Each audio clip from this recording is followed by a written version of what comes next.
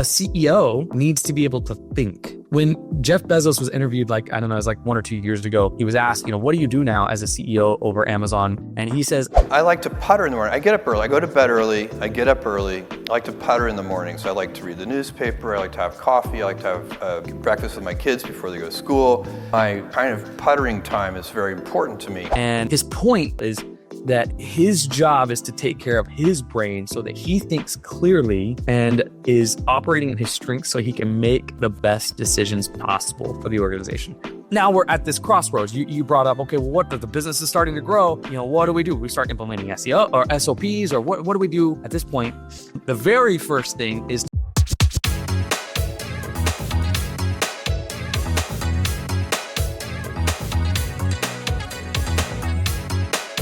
Welcome to the Venue RX. On this show, we document and share best practices around owning, operating, and managing world-class wedding venues.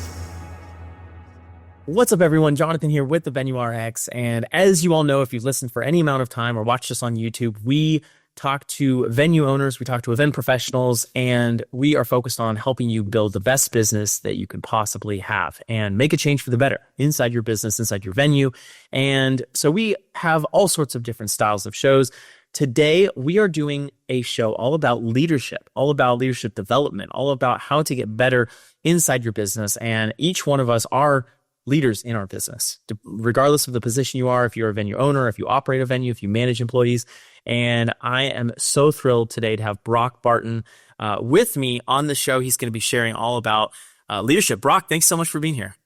Thank you for having me. Super excited to be here with you guys. So this is going to be a really fun topic because you have this crazy event background, but then you also have this kind of leadership development background. And we're going to sandwich the two together today. And we're going to talk about all of the things. Take me back 10, 15 years, maybe like when you were first starting on the event side of things. How did you get in this? Like, why did leadership? I'm specifically curious about the leadership development side of it and the lifestyle leadership development that you're doing. But how did this all get started?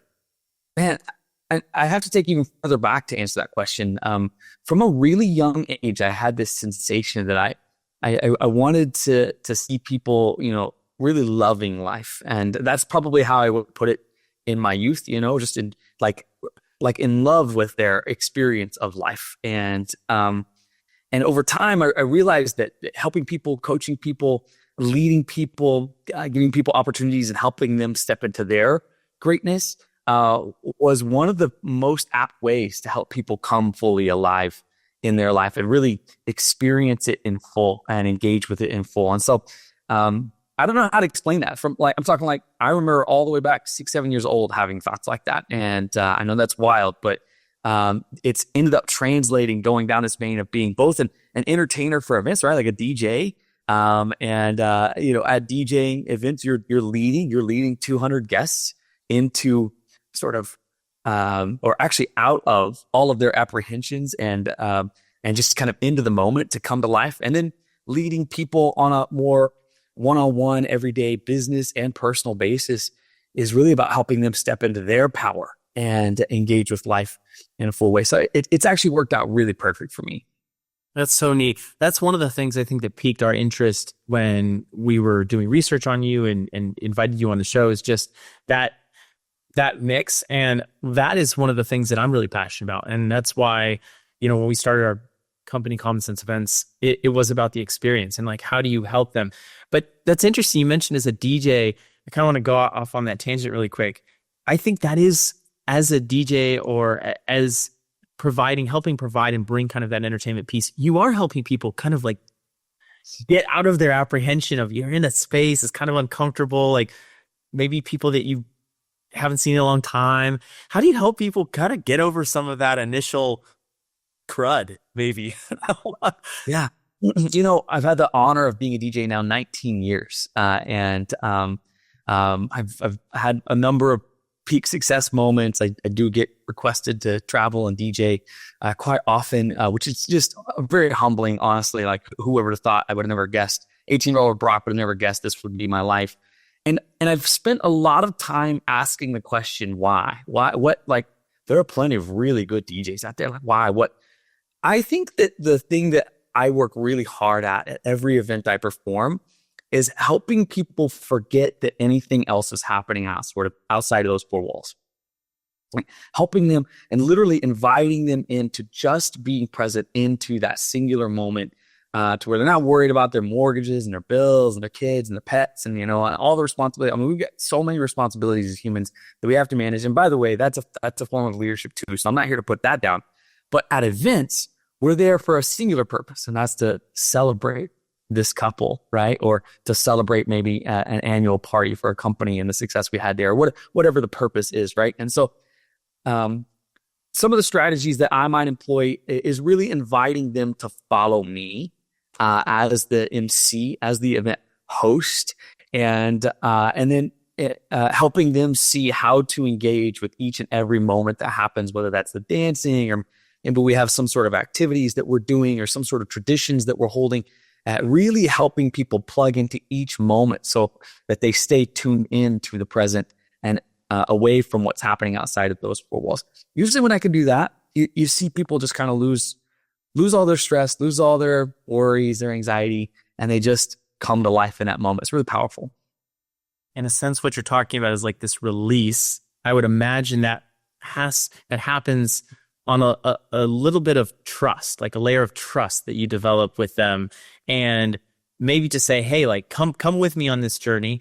As a DJ, how do you kind of signal to that group of people that many of them, of course, don't know you because you were hired by, the main event organizer? How do you kind of initially signal? And this is an unplanned question, more of kind of down on the DJ track, but how do you kind of signal to them like, hey, I got you. Come on this journey with me. We're going to have a blast. Like, how do you practically do that?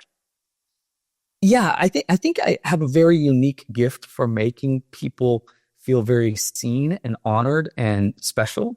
Whether it's the way I'm able to just look people in the eye or smile at them, or the way I'm able to kind of honor them on the microphone. That might be, say, man, I'm so grateful that you guys came all the way out. I know you didn't have to be anywhere. You could have been anywhere else in the world, but you didn't have to be here. And you came to be a part of this moment. And what I'm doing is I'm signaling that I see them, and I'm signaling that I recognize their sacrifice in some ways of being there. But I'm also inviting them to live that purpose out, right? Like, you came here, so let go of everything else. You made the decision, so let's go with that. And so what I do after that is I tend to use my personality to point to the major purpose we're there for, whether that's celebrating a couple, which is, pretty the majority of the time for me, or maybe, a corporate event, signaling that we're there to celebrate a big year, or whatever the case may be. And I find that when you honor people, they want to honor you back. And so that's really, I know this sounds weird. That's not a music thing. That's a personality thing. It's kind of a leadership thing, right? It's the way you speak to people and the way you help them see that you see them. They can now look and see you back and want to follow what you're guiding them to do. I think there's an old adage, people don't care what you say until they know that you care, right? And or it's people don't care what you know until they know that you care. And I think it's that on the microphone, using my personality and that energy to really acknowledge, I see all of you guests. You made this huge sacrifice. I'm so awesome to have you here. And I'm really excited to be here with you. And now we're going to look at the major purpose. And I think that tends to be really powerful for people. I love that you said that. And I think when you convey that, even if you have little technical issues here or there, or whatever happens during the event, because you've communicated that, because they do get that feeling that you do care, you are excited, you're like, hey, let's go on this journey together.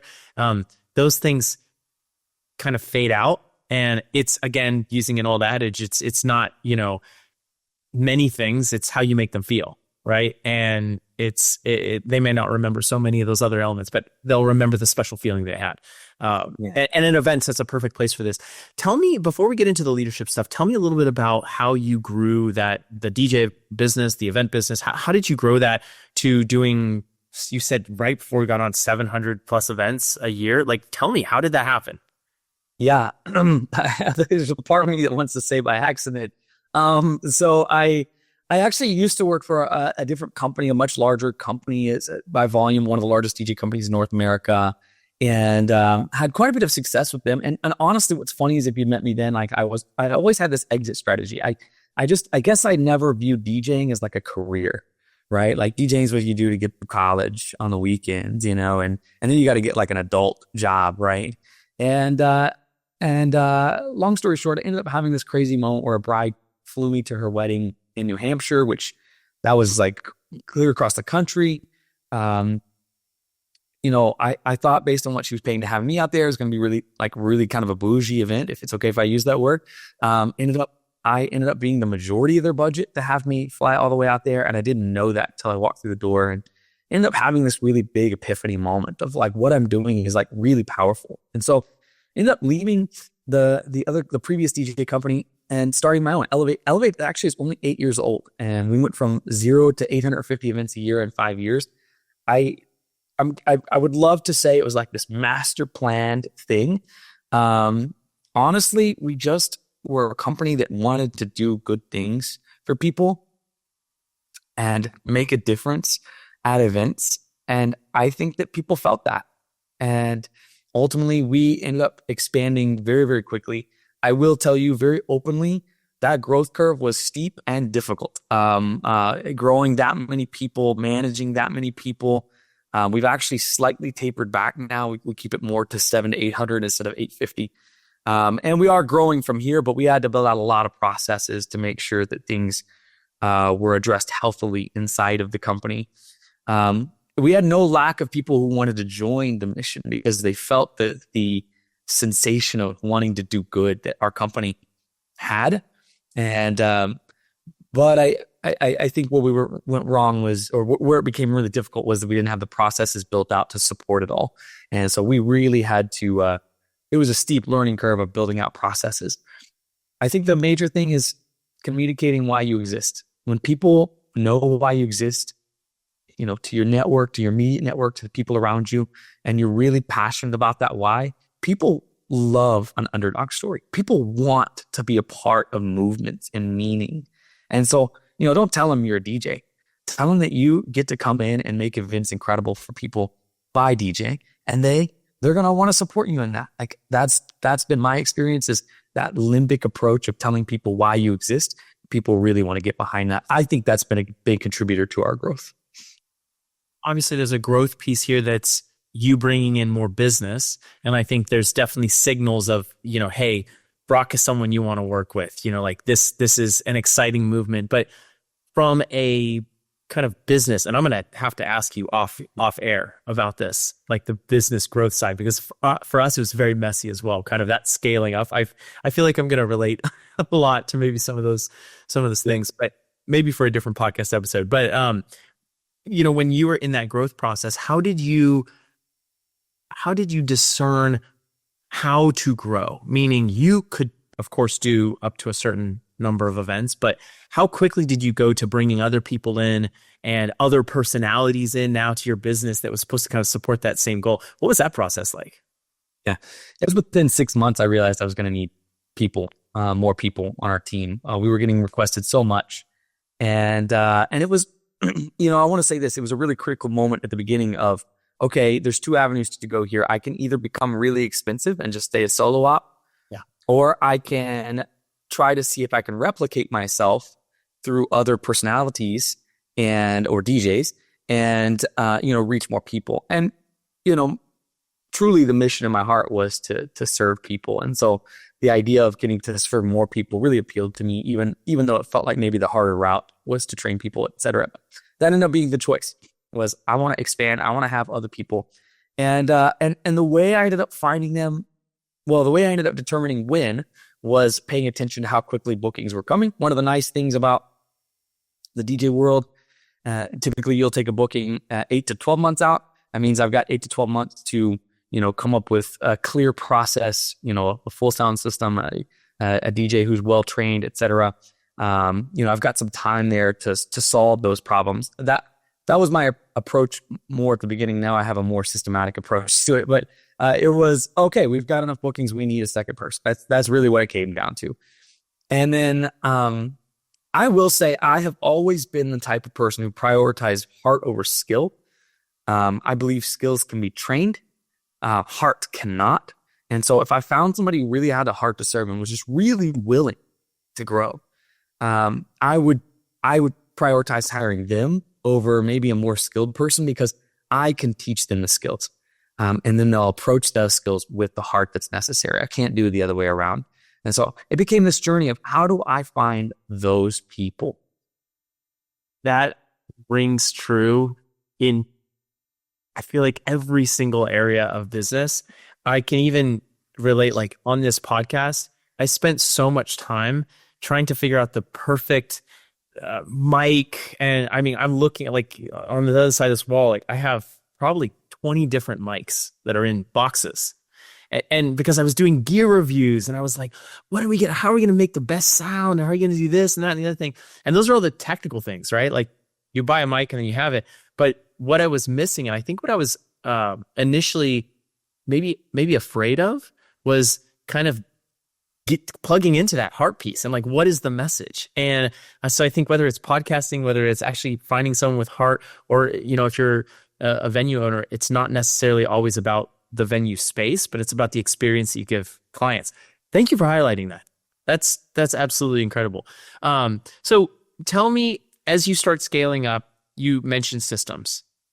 Tell me about some of that growth process. Why were systems so important to being able to build it to doing 850 events a year? Yeah.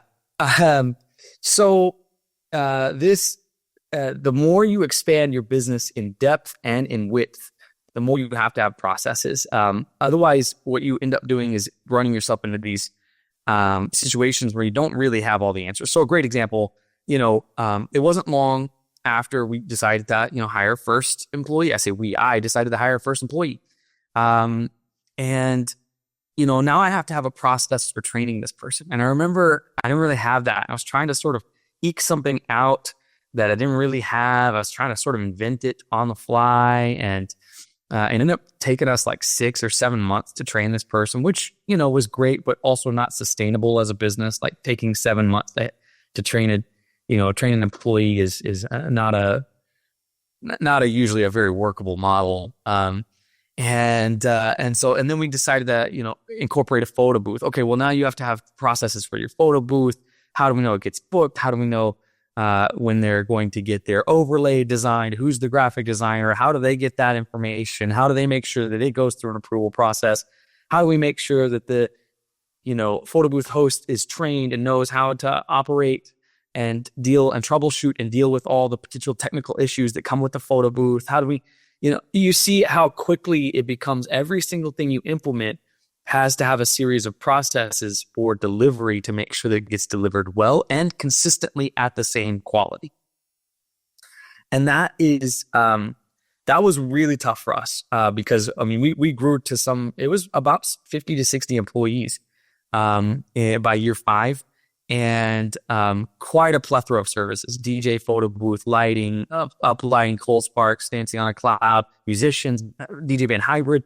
As all these services, it grew both in depth and in width, and each thing needed its own process. And I will be honest, like, there were moments where, the great news is we figured it out, we did it, but there were moments behind the scenes when things got really intense and we were having to make some pretty serious sacrifices because we didn't really have a great process. I remember having, and I hate admitting what I'm about to say, but I remember having days where, I'm heading to an event and, I want to do a great job, so I want to be in a good headspace, but I've got 4 DJs calling me, having problems at theirs. And so I'm like trying to solve problems on the way to mine. I'm on the phone while I'm setting up. Stressful, like, not a good mentality to walk into a show with and, to perform with. So, we had to learn, okay, we've got to have on-call people. We've got to have people who can answer those questions. Extra people who are standing by or ready to troubleshoot or solve problems, or, that was another process. I can't overstate the necessity of processes. Now looking back, what I wish I maybe had done is sort of master plan the process, right? Like, just said, like, okay, I want to be a company that's doing 800 events a year in 5 years. How am I going to become that? What are all the things that are going to need to be in place? And what are all the processes we'll need to solve? And how do we build those out so we're able to consistently deliver? I teach people now that this is a maybe a better approach than just figuring it out as you go. That said, some businesses are just figuring it out as you go. You think, I think about Elon Musk. I know he's a bit polarizing, but he's built really incredible businesses that are very innovative, right? In the end of the story, no matter what you say, he built innovative businesses. No, I don't know too many other SpaceXs out there, right? So in the end of the story, a lot of it was just figuring it out for him. He may have had a plan going in, but I guarantee you so many things were just, I'm going to figure this out and put my head to the grind. So it's this balancing act of how do I have the process to make sure I deliver consistently and effectively at a massive scale, but also how do I have the margin to be able to solve problems as they come up that I'm not going to be able to anticipate.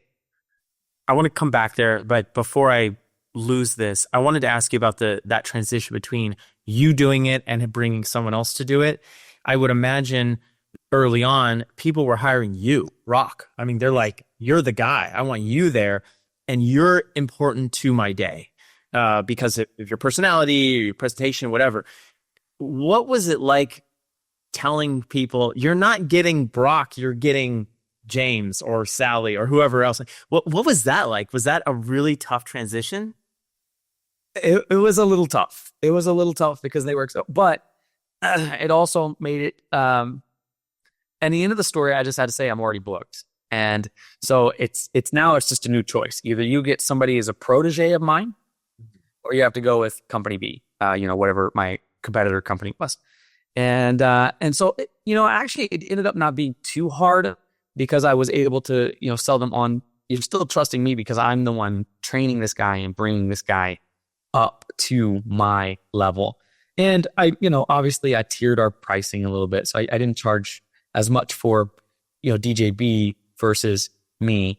And that helped a little bit make it more palatable and reasonable for people. Yeah. Okay. Makes so much sense. I think there's people connect with people, right? And so sometimes, especially with something like a DJ or a planner or other services where they're connecting with you, they're not just connecting with the service. And that makes a lot of sense.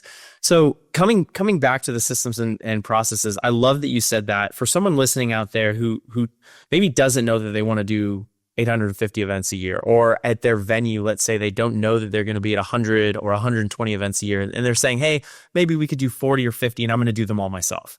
And that's the mindset that they're going in. And all of a sudden they get bookings and they realize they really have a product market fit and the location's great.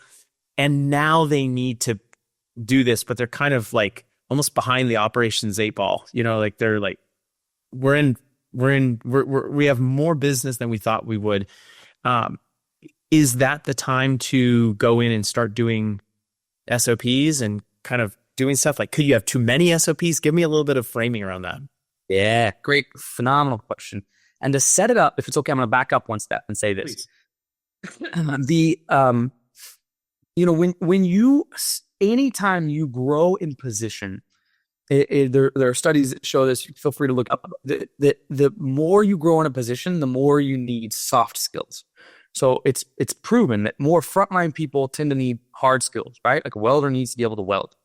A CEO of a company needs to be able to think. When Jeff Bezos was interviewed, it was like 1 or 2 years ago, he was asked, what do you do now as a CEO over Amazon, the massive organization that Amazon is? What do you do? And he says, I make 3 good decisions a day. And his point, if you read the whole article, is that his job is to take care of his brain so that he thinks clearly and is operating in his strengths so he can make the best decisions possible for the organization. Well, now we're at this crossroads. You brought up, okay, well, what the business is starting to grow. What do? We start implementing SEO or SOPs, or what do we do at this point? The very first thing is to realize that your position just shifted, right? And now your soft skills are becoming more important. The way you think is becoming more important. What I find a lot of people do is they just, and to some degree, I'm going to even admit I'm kind of guilty of this with my company, Elevate. They just start throwing answers at it, right? Hoping to, okay, well, let's capitalize and let's just offer a new product and a new product line and et cetera, et cetera. And I get it, right? Like you're hungry, you want to make magic happen. But the more important thing is that you realize what company you want to build first? Do I want to become a massive multi-op that's performing 800 plus events a year, or do I want to stay small? And is that better for me? I'm going to tell you a little secret. Being massive doesn't necessarily mean you're eking out more profits. There are lots of massive companies that take losses. In fact, I know a lot of solo ops who make probably as much or more than I do as a CEO of a company this size, right? Like pretty easily, just because there's way less overhead and way less expenses, they're able to pocket more of the profits. And so I just really want to emphasize this is the beginning of leadership right here. We just started leadership. How do I lead this company? Well, you need to have a plan of what kind of company you want to create. Does it want to be big? Do you want it to be small? And then once you're clear on the decision and the commitment that you just made about what you want to create, now you're going to start saying, okay, if I want to become that, what are the steps I need to start implementing to become that? Okay, this year I want to set a goal. If I want to be at 800, this year I want to set a goal of doing 100 events. And then next year it's 200 events. And then the next year it's 400 events. And then what are all the processes and operational pieces you'll need in place to build that out step by step? This is sort of master planning. And I want to add one more layer to that. Know your strengths. This is also really critical. You say, I want to build a business like that. You need to take a long, hard look in the mirror and say, what am I good at and what am I not good at? Great example. I am terrible at fine details. I'm a big picture thinker. Some might use the word visionary. I feel like that's a little bit oversold, but I think about what the world could be.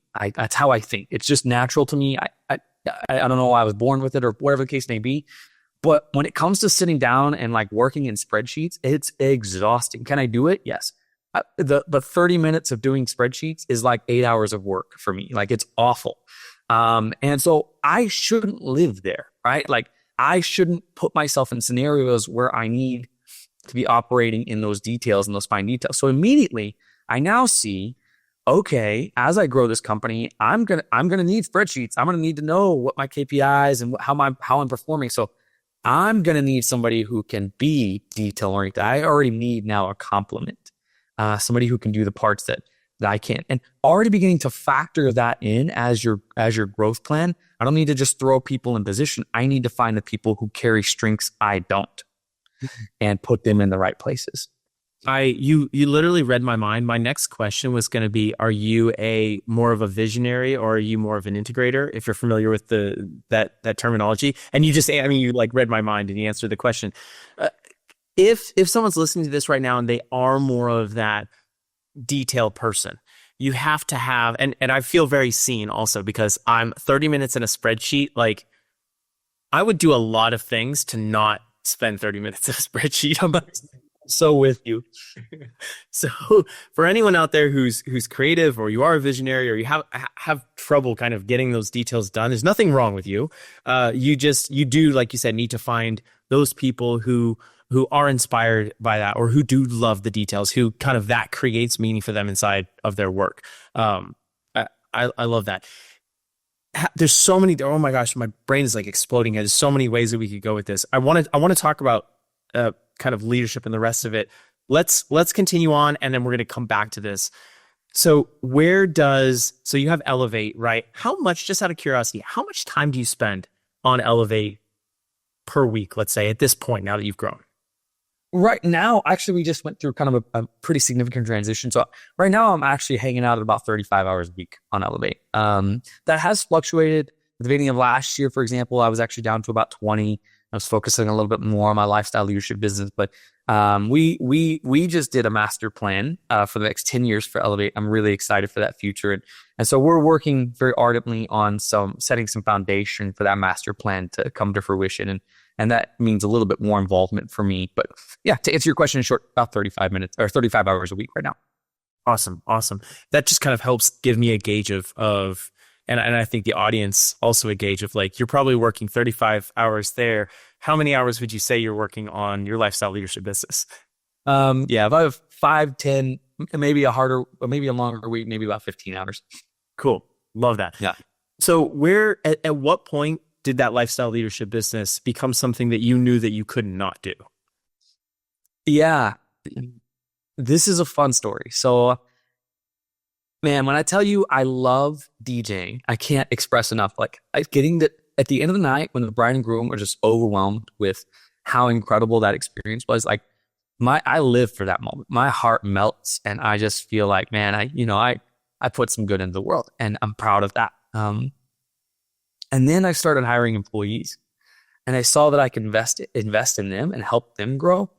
And it went to another level. I literally never thought I could be more passionate about something until I started hiring employees and seeing them grow and seeing them step up in their leadership in life and, come to life as people. Oh man, that was like a new level. And pretty quickly, because of Elevate's growth curve, I started to realize that what Elevate needed was good leadership. The way, even if you think about a DJ, the way it works, there's an infinite number of things that can happen at a show. I can't systematize DJing perfectly, right? Like it's not okay, I play X song and then X song and then X song. No, because every event's different. Every event has a different workflow. Every wedding has a different vision, vibe, energy they're going for. Couples different, family scenarios different. So instead, I had to start teaching them how to think at shows, right? Like I want you to have a framework for how to make decisions in the moment and critically think about the things that are coming. So this is fundamentally a form of leadership, right? So it became pretty apparent to me that what Elevate needed more than anything was continued growth of leadership. And so I really quickly started doing just coaching. I didn't really know what else to do. I do feel like I'm a pretty good leader. And so I was thought, well, I'm gonna start just meeting with my key leader once every other week and just do some leadership coaching. We'll talk about what's going on, what they're struggling with as leaders in the business, and better ways to think about things. And I actually ended up learning that I'm really good at it. Like I'm surprisingly good at it. And it was my own employees who actually kind of helped me realize, like, man, like you have a gift here, and you really need to lean into this. And pretty quickly, I started to realize, like, I want to serve the world with this gift. I want to see people truly coming to life through healthy leadership. And so I have to limit how much I do it, obviously 5 to 15 hours a week right now. But, I think this is kind of a long game for me. I think, one day I hope when the time is right, that Elevate will be at a place where it's mostly self-sufficient, and, I can give it, maybe 10 hours a week, and I can focus on really just spending all my energy helping people in this way and leading people down this path. You mentioned two things that I want to ask you about. First is how much you loved hiring employees and coaching them and mentoring. And that's something that I have heard almost no one say, right? Most business owners, that's the biggest headache. Like more people, more problems, right? There's more things to go on. And it sounds like you didn't have that experience, or if you did have that similar experience, you kind of approached it a different way. So what do you feel like made, and I'm sure with your contact with other business owners, you've heard that same thing. What do you feel like made your experience bringing employees on and coaching and mentoring them different from maybe the normal experience that people would have? Okay, look, I want to shoot straight on this question. You will have people who will let you down. Okay, so like that is part of the deal. I'm not trying to be a Debbie Downer. I'm trying to be honest in this conversation. A good leader, needs to be honest. And so there will be people who will let you down. There will be people who take left turns when you thought they were going to go right. It's going to be, that is part of life. I think I have this unique ability. I've kind of let go of the way things, quote unquote, should be. And I've just accepted that this is the way things are. Pretty quickly, I get to that point. And, when somebody does something to kind of let you down and not serve you well as an employee or whatever, I've had employees steal from the business. I've had things happen that people kind of bad talk the business after leaving, and just things that they shouldn't do, And in the end of the story, I've had to come to terms with somehow them leaving is the best thing that could happen. It means that the door is now open for me to find a better fit for the services that we offer, or a better fit for the leadership position that's necessary. I've had to come to terms with being okay with sometimes people letting you down. I know that's nobody wants to hear that in this podcast. I'm sorry. I'm just trying to be honest with you. That is real. And you're going to need to have kind of a little bit broad shoulders to let that run off the back, right? That said, also be choosy. So, for example, when I am doing coaching, I don't coach people who won't pay for coaching. And I know that sounds like kind of greedy. It's not. They need to have skin in the game. They need to be invested. And so, requiring them to pay is a very key way for them. They are going to now work at it as well. And that's really, really important. Well, the same is true for employees. When I'm choosing employees who are going to be in my company, like I said, I tend to look for heart.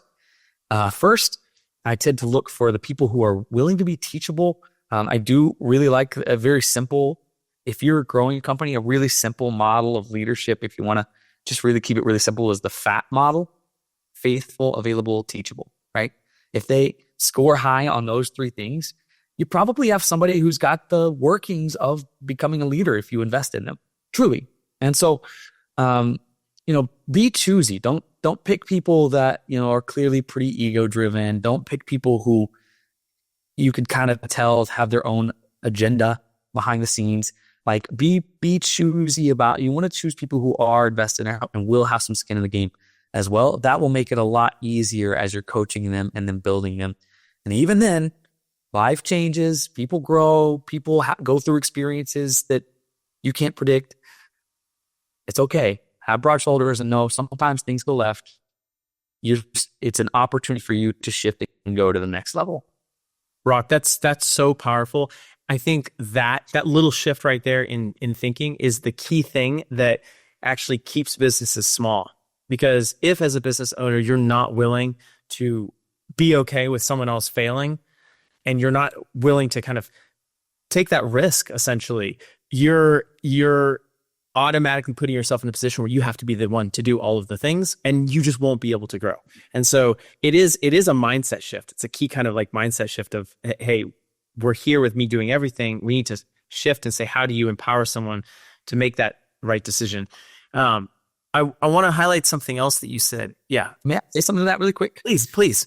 I really think this is beneficial. Otherwise, I wouldn't chime in here. As Elevate grew, I think we have, speaking directly to what you just said, I think we have a tendency to think of a new business as sort of like our baby, right? And we really hold it very close, and we kind of baby it, and we want to make sure it's fed and it's got all the things, it's taken care of. And as a baby, I think that's really important. But as a business grows, you have to think of it like it's growing too. And that means it's going to need more of its own autonomy. And eventually it becomes, a teenager, and teenagers become rebellious and they want to do their own thing. And, all of that. That's actually really true of a business as well.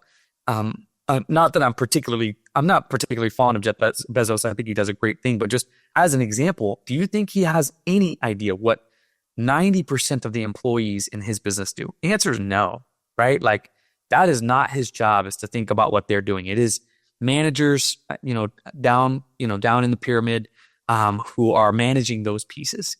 His job is to think about the big decisions that are necessary. And it's really important that as you're building a business, that you think that way. You got to be willing to let the baby grow up and give it autonomy. It will make mistakes. And I don't know any child that has grown up into being an adult that hasn't made a mistake. You obviously want to be careful not to let it make life-ending mistakes, right? You don't want it to let it have a year where you are so far in the hole in business that you can't come out of it, right? Like that would be terrible. You as a parent need to treat that better, but don't continue to hold it to that infancy stage where it can't grow up. Otherwise it never will. I love that. That's super powerful. Thank you for sharing that. And again, I think it's a key unlock. The second thing that I wanted to ask about was, you've mentioned a couple times the way that you think being so important. And when you have leaders in the DJ business, obviously you're talking about other DJs that are leading events, that are working with your organization. In venues, we're talking venue managers, or we're talking sales managers, or we're talking operations people who do have to be cognizant. They do have to think about the way they think, and kind of that leadership piece there of not being able to formalize everything is so important. So my question to you is, what investment in yourself did you make to be able to consistently pour back into your team to help them be better leaders? Amazing question. And possibly this might be the most underrated part of leadership. I spend the most energy here. I call this self-leadership. It's a topic we almost never talk about. We talk about leading. When we talk about leadership, we think almost automatically of it being about others, right? I'm leading other people. Leadership. Leadership is about learning to lead yourself first. And when you do this part well, that will probably translate out into leading others well. Your question was though, how did I invest? So a couple of things. I'm kind of strange. I'm a big fan of counseling. I've actually been in some form of counseling or therapy for probably about 14, 15 years now. I've stayed very consistent with it. Even when I wasn't necessarily in crisis, it's always been good because it gave me a pause point to reflect on my emotions and how I'm thinking and how I'm processing things, and have like a third party outside of me kind of feedback on that. And it taught me, it sort of over time has taught me to have an outside and an inside perspective of myself. I know that's kind of a weird statement, but just to not just think about what's happening in my head, but to like almost stand outside of myself. Eckhart Tolle calls it the observer, to almost sit outside of yourself and see yourself. And then I am a massive proponent of coaching. I think counseling is very good. Counseling is really typically more about healing the past. And we all have a past and we all have things. But coaching is about where you're going and how you get there. So I've invested very heavily. I'm talking very heavily in really powerhouse coaches that have helped me look at my mind and the way my mind by default thinks. A lot of self-limiting beliefs. I've even hired at times an empath coach. That was really good for me. If anybody's looking for that, Michelle, the mindset coach, shout her out. She is phenomenal out of London. She helped me realize how I feel the world around me, and that does sometimes impact the way I think and the way I process. And I've stayed pretty consistent with having about 2 coaches at any given moment pushing me as a person forward. And I think this has been critical to my personal leadership journey and being able to become what I have today, to be able to lead a business of this size and magnitude and also teach other people how to do it. I love that. So what I'm hearing you say is you're investing into yourself. You're filling your own cup so that you can fill others up and kind of help them. What I'm also hearing is there's a mindset shift that you had to go through from doing the things to then leading the people. But to lead the people most effectively, you had to probably increase the level of kind of investment into yourself and how you were thinking and things like that. So if you're listening to this or watching this, it's like, you got to understand, like, there's going to be different things that are required from you for that next stage, that next level. Am I hearing you correctly? Absolutely. What got you here will not take you to the next level. It's one of my favorite sayings. You have to grow. You have to become more. The business will never outgrow the leader. Think about that for a second. So you have to, as a tank, as a vessel, as a cup, you used the word cup earlier, be able to hold more for that business to grow. And so if you're not investing in yourself and you're just trying to build a business, man, like you might be flying a plane that may crash. And I'm just being honest with you, like that willingness to grow has been the most key ingredient to seeing my companies succeed. That's so powerful. Thank you for sharing that. As you've worked with business leaders, do you find that that they have to break things that maybe are working today that won't work tomorrow? Yeah, actually, this would be a really good opportunity to drop a big story about me. Okay. When I started Elevate, I told you it was kind of not an accident that I started it, but kind of an accident the way it grew. Yeah. It was happens. I didn't anticipate its growth to be that massive. And at the time I was married, very involved in church and a lot of things. And it grew so fast. And we started it in somewhat of a smaller city, only 250,000 population. And so we became pretty well known. And at the time, my wife was very successful as well. So we, like a level of local fame came with that. And, we were doing well. We had everything that, our society teaches us we should want to have, the brand new house, the dog, the white picket fence, 2 cars, all the things. Right. And I have to be honest though, I I was so unhappy. And the reason I was unhappy was because I was having a terrible time making the business almost too personal. I was taking it too seriously, and that makes sense. I would teach now that I was living in my ego, right? Like it was great that it was having success, but I would lay my head on my pillow at night and all I could think about was how to make sure it doesn't fall out, right? Like, okay, now that it's doing this, I got to keep growing and I can't let it go backwards. What am I going to have to do? And I mean, I couldn't sleep at night. I was not taking care of myself. I was not, in the gym. I was not doing self-care, not meditating, any of those things. And it honestly became a noose around my neck. At some point in the growth of my business, I was working some 70, 80 hours a week consistently.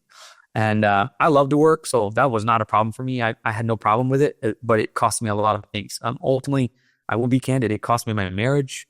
It cost me a lot of friends. It cost me a lot of things. And I want to first say, I think that I maybe needed to go through that to realize how to let go and let the business not define me. At some point, I had to get to the point where I was okay with closing the business if it was necessary. Like, okay, I don't need it. It doesn't make me me. And I realized that what makes me me is investing in me, filling my cup, doing the things that takes care of Broc, right? And separating me from the business became this really big, important thing. I see a lot of people in this very stage. It's really heartbreaking for me because I see them really choking on life and not able to enjoy it because they're so caught up just trying to make that business work. When in reality, the very thing that they should be investing in is themselves. And as they invest in themselves, they're creating an invaluable well of resource that they can go out and create over and over again. So great example is now, we're at year 8. Elevate's grown to what it has. If Elevate tomorrow, whatever happened, the world shut down and Elevate had to shut down, I no longer have anxiety about that. I know that the next day I would wake up and I would figure it out. I'm a creative, powerful, intelligent being. I will wake up the next day. I will start the next thing and I'll be okay.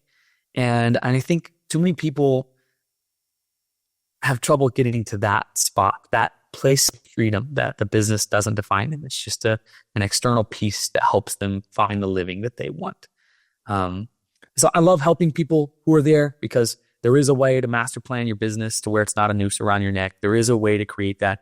Unfortunately, what I find is that either people get that message or they don't. And if they don't, they got to learn it the hard way the same way I did. So I'm here for both. Totally fair.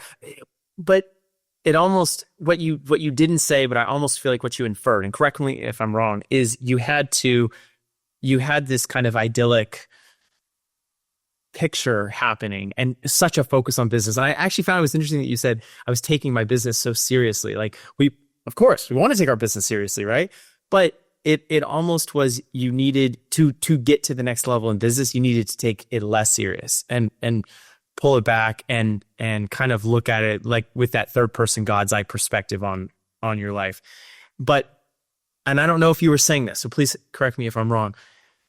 It almost sounds like you had to stop focusing on checking some of those boxes that you felt like you needed to check. Is that even things that maybe appeared to be working or helping you in the business or in life? Yeah, if I were to say it as crystal clear as I can, and this may be a little hard for somebody to understand, but I realized that I viewed success and viewed my value in being like, I only saw myself as valuable if I was viewed as somebody who does good in the world and has success in business. It's a little ironic, right? Because like all I wanted to do was create something good that was meaningful to people. But even that ended up being ego. The thing that I had to realize, and this is getting really personal, but just I had to realize that I'm enough with or without it. I'm enough whether I do good or not. Now, I want to do good because it's just inherently my nature to do that. And I believe that about everybody, really honestly. But I had to let go of it being a need and a need to be recognized for it, because that was ultimately what was causing me that consistent drive of staying awake at night and thinking constantly about how to build it, and et cetera, et cetera. I had to realize that I was enough with or without the business every day. I love that. Thank you for sharing that, because I know that was personal, and I also think for someone listening out there, there may be things that that in their business appear to be working or appear to be serving them or helping with kind of some limited growth, but really to explode their business in the way that they maybe really deep down want, they have to stop doing some of those things that give them good to be able to get to great. Yeah. Yes. 100%. And I think maybe when we're running a smaller business, we don't always see this. It's a little harder. Like, again, referencing Jeff Bezos, like he runs Amazon and he built Amazon. He was originally just an online bookstore, right? And it became this big retail market. And now we've got Alexa, we got all these subparts of Whole Foods, all these subparts. I promise you, Jeff Bezos was not involved in, or was not the not the leader of every single one of those decisions. It's now a publicly traded company, right? So there are a whole slew of people who are involved in making those decisions. And so Amazon he really can't call it his baby anymore. It's this entity. He's a part of steering the ship, but the ship is way bigger than he. And that's where we have to grow to as business owners. Just like, this ship needs to be bigger than me. Maybe I'm involved in steering it, and that's a great thing. And that's, by the way, an honor and an incredible responsibility as a leader. But in the end of the story, the ship, it has to have, rowers. It has to have people who are managing the sails. It has to have all these people who are involved in critical decisions for it to become what it has to be, bigger than the captain in order for it to grow. Otherwise, it will stay stuck at that small size that's bottlenecked by the captain's decision-making process. I want to play devil's advocate here for a second and talk to maybe a person who might be listening to this right now, maybe a little bit cynical even, and just be like, okay, Broc, you've mentioned, Elon Musk, you've mentioned Jeff Bezos, your business is obviously huge, you're very successful. I have a venue, we're doing 28 events a year, and we'd like to get to 35 events a year. Or I have a DJ business or a playing business or whatever, and I'm not at that level, and maybe they don't even know that they want to get to that level. Do I really need this leadership stuff? Do I really need to kind of is this stuff for me too? Or is this like all this leadership and this mindset stuff that the only things that people need who are really trying to crush it at business at the highest levels? Is this applicable to people in all stages of business? Yeah, 100%. And the main reason is because it's not just leadership of others. Again, going back, it's self-leadership too. And so even if you don't have other employees, every business is different. You may be able to run certain amounts of business with 0 employees, right? You're still leading yourself. And the end of the story, right? You still have this one main person that you have to lead every single day. And the way that person thinks and the way that person interacts with life, the way that person manages their emotions, makes a huge difference in every aspect of their business. Your business is just let me rephrase this. Your business, as long as it's a solo, sole proprietorship, you're the single owner, et cetera. Just clarifying that piece. Your business is just an extension of you. The way you think, the way you believe, everything that you thought could be is, ultimately what has been created. Everything that you don't think can be has not been created, right? That's how it works. One day you decided you could create a business and you did, and here it is, right? Ultimately, we have to decide and believe that thing can be. So it becomes really important that you are considering how you A, lead yourself, and then B, lead others. The second you start bringing other employees in, it becomes super important because you're going to run into real critical issues. Sure, they'll work out great for the first few months and they'll coast, and then you'll start realizing they want more out of life. And you've got to figure out as a leader how to help them feel satisfied in their job role, continuing and growing and stepping up in their positions, et cetera, et cetera. That's all part of leadership. And you can't do that if you're not leading yourself well. 0 question in my mind. Every single person, this applies to you. Even if you're not the main owner of the business, even if you're just general manager, or even if you're just the operations guy, right? All of these pieces require a clear understanding of how you're thinking, what you're limiting yourself to, what you want to be able to accomplish, and how you're going to get there. And all of that involves looking at your self-leadership abilities, and then your leading of others. How you just reframed it from being specifically for business owners, and you're talking to managers, you're talking to anyone else who has an accountability inside the business, I think was wonderful, because as a general manager, operations manager, anyone who's working or managing other people or even themselves, like, you've got to be conscious of this, because that is your piece to play. That's your piece of the puzzle inside a large organization. Oh, we've all seen this, right? Or we've heard, if we've not seen it, we've heard stories of it, right? If you've ever worked for somebody and like you've had this terrible experience, this guy should not be my manager, this girl should not be my manager, they are terrible leaders. Bingo, that's exactly what we're talking about, right? Like, somehow they got into a position, but that doesn't make them good at leadership. They're not even leading themselves well. They're not going to lead other people well. In fact, that's one of the greatest causes of attrition in business. Attrition is people leading a business. That is one of the greatest causes of attrition in business every single day of the week. And so I emphasize, this is not just a business thing. It's really a lifestyle thing. And it's like, that's what my name of my company is, Lifestyle Leadership, right? Like, leadership is not just what you do. It's not an on-off switch when you go to work. Stop thinking that way. It is every single day how you lead yourself and how you influence the world around you is what leadership is.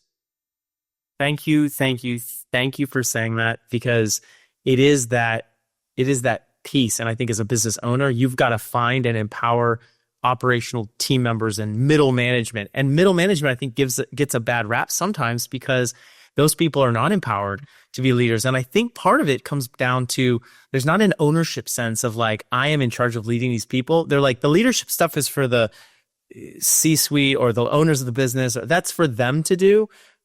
I've got a couple of team members that I'm accountable for kind of cracking the whip to make sure they do the things.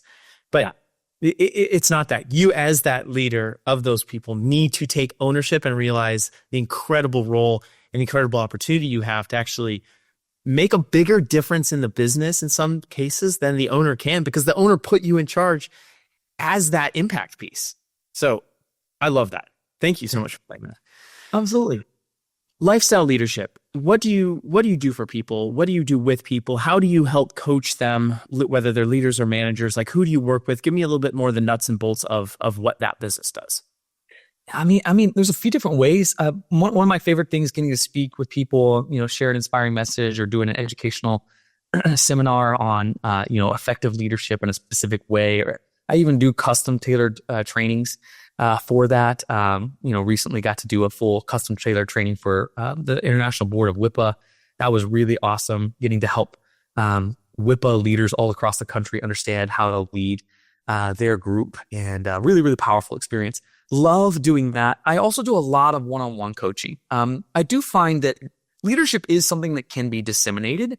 And so, sometimes it's easier to work with the C-level person, the owner of the business who's maybe got a few employees or is really starting to grow it, et cetera, et cetera. And then that person make a conscious effort to pass that down and share that knowledge, share some of those leadership techniques with the rest of their organization. That's also another way to engage that I really enjoy, because it becomes very personal at that point. We get to go very deep and intensive on self-limiting beliefs, et cetera, et cetera.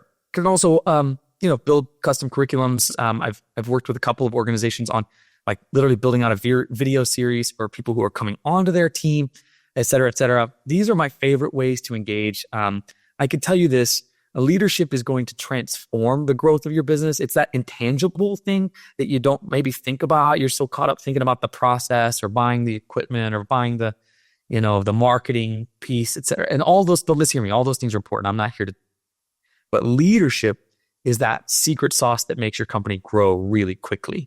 And so I can't understate the necessity of having that some form of training or growth program consistently involved in your company. You mentioned investment, and I want to go and talk about that just for a quick second, because I'm on different Facebook groups in our industry, and there's a lot of talk around like what some of the nuts and bolts. What should we use? Should we use Wedding Wire or the Knot to market our business? Should we hire this coach or that coach or this mentor? Or should we work with Broc? And it's kind of like, if I pay you this money, or if I show up to a seminar, if I listen to this YouTube video or whatever, that is the silver bullet that's going to make me a better leader. And I was having a conversation about this with a friend the other day, like, and she does do coaching. It's not just, showing up is the first part, definitely, but it's like internalizing that. It's like what you make of it. So my question to you is, what do some of the people who are most successful using the skills that you're teaching, what are the things that these most successful people, what are the character traits and what are the things that you're seeing them do to actually help them translate what you're teaching into actual practical success inside their business? Yeah. Phenomenal question. Love that. One of the biggest things is a willingness to say, maybe there are things that I do need to grow in. I find it's really easy to become a business leader who's like, that's all gushy stuff. I'm good. Like it's so easy, right? And then they wonder why their business is stalling. They can't figure out why it's got to be a marketing issue. It's got to be no, it's more than that.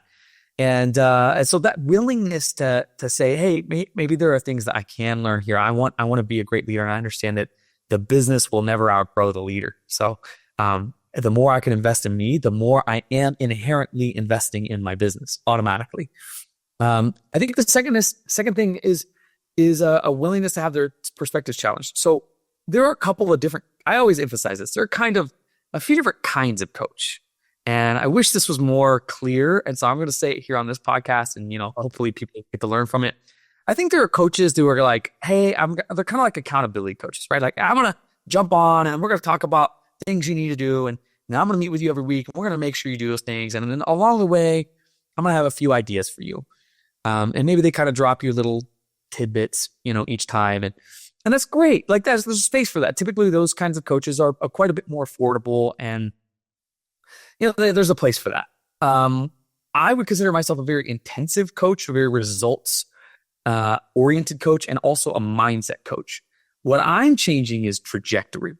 So I don't want the success you're getting out of our coaching to stop when we stop coaching.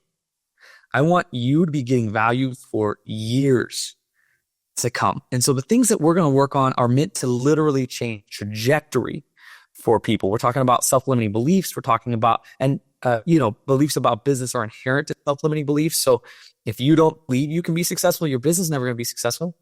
And you would be amazed how many people have terrible imposter syndrome. Like it's a real pandemic, a real epidemic of our culture. I want to see to it that we're going deep enough that once we stop coaching, you've got still years of stuff to carry you on your journey, and that the investment pays itself off 100-fold. And so I think those are different kinds of coaches. And I think when you're thinking about where you are, if there's a lot of work in front of you and the work in front of you, maybe now is not the time for an intensive coach. Maybe now is the time to just focus on getting the work in front of you done.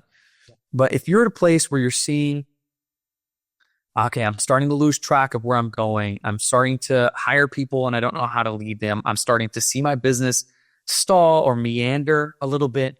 Now is the time for intensive coaching. Now is the time to dig and go really deep, because this is going to transform you. And it'll take a little time, but you'll see after maybe 6 months or a year of that, you're going to see a whole new business start to emerge and to go to the next level. And it's going to be a really powerful experience for you. Broc, I want to wrap the podcast up here soon. And it's so hard for me to do this because I could talk to you for 3 hours about this easy. Like we could have one of those, mega long podcasts. But as we kind of wrap up today, I want to ask you about imposter syndrome, because I could imagine there'd be a business owner listening to this right now who would say, I love what you're saying and I want to start this. We got to implement this. In fact, maybe there's something calling them inside that's just like, this is the missing piece. We have been stalling. We haven't been getting to the next level. They echo what you just said, right? That resonates with them. But they feel like if I open this door and walk out into my office and the 3 or 5 people that know me, that have worked with me for maybe years, that they're going to say like, who is this new Jonathan? Like, what is all this stuff that you're telling me? Okay, now leadership and blah, blah, blah. Like there's going to be skepticism from the team because you haven't been leading from that standpoint right now. And there is that imposter syndrome. Like, is this for me? Like there's all this stuff that's going on. All these narratives are going inside their head. how can they get out in front of that? Like, how can they reposition themselves even with their local community or their local team to help jumpstart them on this journey? I would encourage being candid about your journey and just saying, hey, I'm starting to work on, and you could say it however is comfortable, right? Like you can build that narrative carefully, but just I'm starting to work on some things internally because I'm realizing I want to grow. I want to see this business grow and I need to grow. And, invite them to know that part of you, because that's going to literally be saying to them, I'm going to go through some changes here soon. And these changes are going to be significant.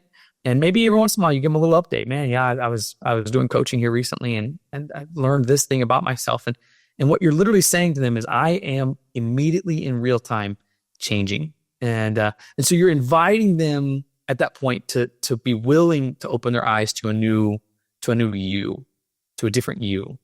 And don't mishear me. There may be some people who can't go on that journey. And my encouragement would be, if there are people who can't go on that journey with you, you need to be okay with that. What got you here will not get you to the next level. And it may have gotten you to this point. And I believe in seasons and chapters. Maybe it's time for a parting of ways. And maybe they need to go to a different place for their growth. That may be the best thing for them. Don't ever lose sight of that. You need to be surrounding yourself with people who want to see you become the highest version of yourself. That is the best thing you could ever do. And by the way, are also on that pursuit themselves. As long as they're on that pursuit themselves, they're all doing it. You're going to be striving for a type of greatness that is not based on your competition. It's based on competing against yourself and being the best version of yourself possible. I like that. I like inviting them in the journey with you because there's humility there. There's some of that, like inviting them on the journey to kind of soften that instead of you just walking, I say outside the office and saying, hey, this is the new me, Yeah. Instead of that, it's like, hey, I'm starting to work out a little bit, and I really want to be in better shape, mentally, right? But there's physical similar here. Hey, I'm going to start to go to the gym. Hey, and then they start noticing, oh, wow, they have changed. Oh, wow, they are a little different, and that might take some time. But Broc, thank you for mentioning that about the team members. The stuff that got you here won't get you there, but there's also team members. And sometimes there's buy-in to scale of 1 to 10, 3 in the business. There's buy-in to the business at level 3. There's not buy-in to business at level 7. And you've got to be okay with, if you're not the type of leader that has hired employees and team members who are if you're not the leader that's inspiring the level 7 level, I guess, Right. you may have people around you that are all level 3 folks. And you've got to be okay with letting them go to be able to get into the new stage and new season. Yeah. I had to go through a transition in Elevate where they had helped. I had a leadership team in place that had helped build it to what it was, and I want to give them credit. Building it to what it was quite the journey for them, and sometimes even really difficult, really hard experiences in and through that. But ultimately, we had to go through a pretty significant transition where several of the leadership team could no longer continue, and it's because I'm of the opinion it's because the vision changed. It grew, and it to some degree outgrew them. Yeah. And they weren't bought into a bigger vision. They were bought in to elevate to where it was, and that's great because it got it there. But what got us here won't get us to the next level. So we needed more buy-in, a new level, a fresh vision, and a willingness to buy into a fresh vision. And several of the leadership team members weren't able to do that and ended up parting ways. And I will admit at the time that was a really tough transition because those were people who I really cared the world about and had gotten to work very closely with for years. And man, my heart, it was tough. I'm not gonna lie, it was tough. But it was also one of the best things that could have ever happened. We got to restructure our leadership structure at that point. We got to look at why it previously wasn't working and reorganize some of the roles in our leadership. And then we got to find people who, coming in, the new vision was the standard. It wasn't like this fresh thing that was like so hard for them to embrace. It was like, oh yeah, obviously that's what needs to happen. And that was so refreshing because it wasn't this argument anymore of this is where we need to go. It was, this is where we're going without question. It's obvious. And so that can be really powerful. Don't be afraid of those kinds of changes. sometimes that's necessary. I think often about Steve Jobs, right? Started with Steve Wozniak, started Apple, and 20, 30 years later, the mega giant that Apple is. But how many original employees stuck around? Probably very few. Even Steve Wozniak kind of backed out of Apple, right? Like Steve Jobs was really the main guy who's kind of stuck around all those years later. And I'm not trying to say that you should be okay with getting rid of employees. That's not what I'm trying to say. Employees are incredibly valuable, and you should treat any leader in your company that has a big heart and is willing to grow with the utmost value. Treat them well because they are key tools. But also don't get so attached that you can't release people who aren't willing to go there with you. Yeah. That's going to be part of the journey, and you got to be okay with it. And for you to become the leader you know that you're capable of being, you're going to have those things happen. You're going to have that kind of turnover happen at times. And it's part of your growth journey, and it's going to be perfectly okay. If you're listening to this right now and any of the changes, maybe you know the changes that need to happen in your business to get to the next level, but you've been pushing them off a little bit, I would just encourage you. And Broc, I've heard this from your story. You know what you have to lose, but you don't really understand the full impact of what you have to gain. Yeah. And that's scary because sometimes like what we know and what we have in front of us is a little bit of security. Even if it's not that great, it is security because it's kind of like the devil that you do know versus the one that you don't. Yeah, totally. You think about, I often reference this example, and this plays two ways. You think about somebody who becomes a famous actor. Just an example. First of all, I always like to ask this question about imposter syndrome. Do you think they ever became a famous actor not believing they could be a famous actor? The answer is almost no. At some point, almost always no. At some point, they had to make the decision they could be a famous actor. They had to make that decision that they could be that, right? They had to believe it. Jim Carrey often talks about how he would sit up on Mulholland Drive and envision his future as a famous actor almost every night. And, look at, where he became one of the most famous comedians. So you have to believe it. And by the way, those who don't believe it and do by happenstance become famous usually kind of crash and burn. We see those people really kind of struggle with their lives and their life experiences because they're having so much imposter syndrome. The second part of that is you think about all the friend group around the people who become famous, how challenging that is to have close friends and how much change that probably, like they probably experience so many people because they're so well known. Who's really a friend and who's really more of an acquaintance that knows you and wants to be known for knowing you, that kind of thing. It's the same thing here, right? Like at some level, you're going to grow so much. People are going to come in and out of life, and you're going to need to be okay. If you're going to choose to keep growing and transcending, you're going to have to be okay with the people who aren't falling away from your life at times. And the greatest thing that I think empowers people the most is them becoming their highest selves. That's the thing that I want to see for people is become your highest self, because the people who truly love you are going to be around or are with you or believe in you are going to be around you every step of that way. They won't have a question about it. They won't need to question it. And those people those are the ones you keep, right? Like those are the ones you hold really, really close as not just coworkers, but friends, I would even say.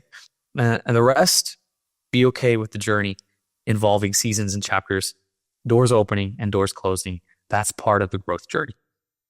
They're on their own journey that has a different timeline with a different leader, perhaps, as they lead themselves. So I love that. Broc, thank you so much for today. I mean, it was really, really good just to kind of hear your personal growth journey. I think all of us can find pieces of our own journey in what you shared. And it was really powerful. Congratulations on Elevate and everything that you've done with lifestyle leadership. Just like, this is incredible. If someone just like is so inspired by this, they either want to kind of delve into a little bit more of the leadership side of things, or they're curious about Elevate, what is the best way to get in touch with you?